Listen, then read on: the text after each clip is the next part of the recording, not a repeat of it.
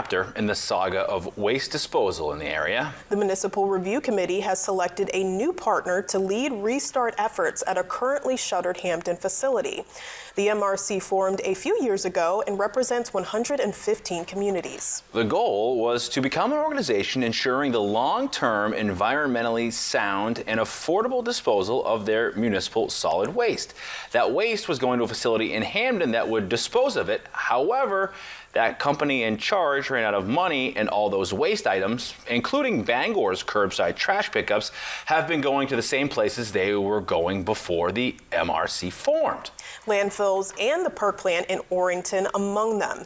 This new 60-day agreement will allow the new company, Innovative, to conduct its due diligence and for both parties to negotiate in advance of an anticipated closing in June.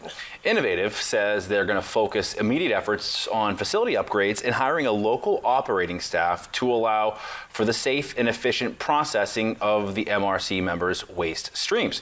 MRC has scheduled a town hall event for next Thursday at 1:30 to introduce Innovative to its members and provide more information. The town hall will take place virtually and be open to the public. A link to register can be found on our website. MRC has been working to reopen the Hampden facility since its closure in May of 2020.